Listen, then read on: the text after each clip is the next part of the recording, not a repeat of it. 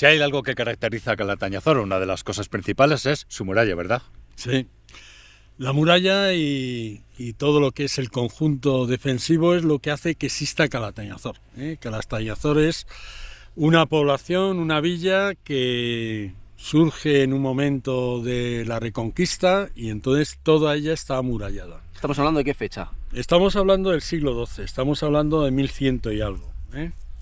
Entonces, podríamos decir que el castillo es lo primero que se edifica, además tiene una técnica diferente. Si veis las aristas de los muros del castillo, pues está hecho a base de piedra trabajada, de sillares, mientras que lo que es el resto de la muralla está hecho a base de piedras sin trabajar, unidas con un mortero de cal. Entonces, la primera pregunta, ¿el castillo se hizo a la vez que la muralla?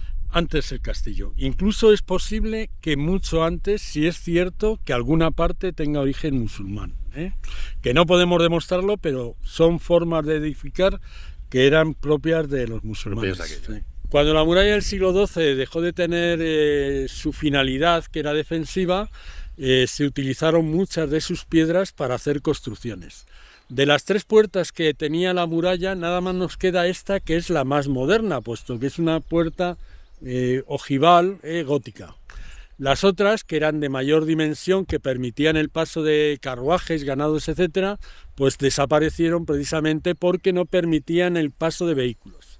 Esta es la que se ha utilizado tradicionalmente para bajar a por agua a la fuente y existen algunas fotos, incluso pinturas, en las que se ven mujeres cargadas con un cántaro, con un cubo y con un botijo.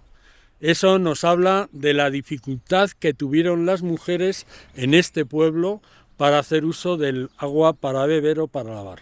Azor, Calatañazor, juguete.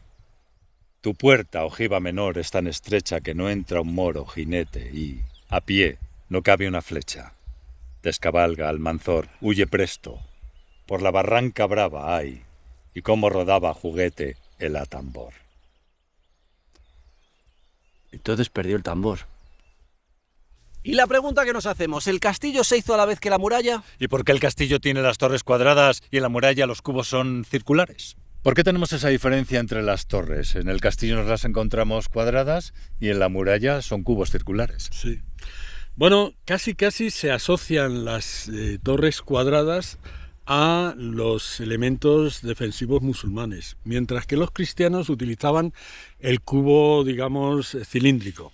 Entonces, eso también nos hablaría de que posiblemente en la edificación del castillo o bien tuviera ese origen musulmán o que hubiera alguna relación, como en la iglesia, con el mundo de los musulmanes, ¿no? Entonces, prácticamente todas las torres del castillo, menos una, son de planta cuadrada, mientras que todas las de la muralla son semicirculares. Y luego tenemos este camino en el que nos encontramos, por aquí pasaban los caballos, ¿verdad? Sí, pero también hay que decir que ahí arriba podemos ver que hay un trozo de muralla que no está. Había una puerta, ¿qué había ahí? Pues efectivamente, ese era el camino que se seguía desde donde estamos, que eran las eras, para subir al pueblo sin tener que darle la vuelta por el camino donde hemos estado de los sarcófagos, ¿no? De la necrópolis.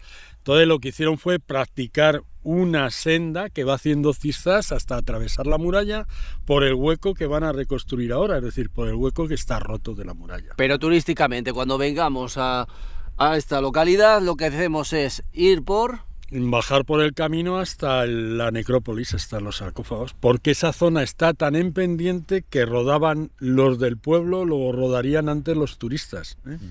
¿Por qué? Porque lo suyo cuando vienes a Calatañazor es disfrutar para poder pensar sano.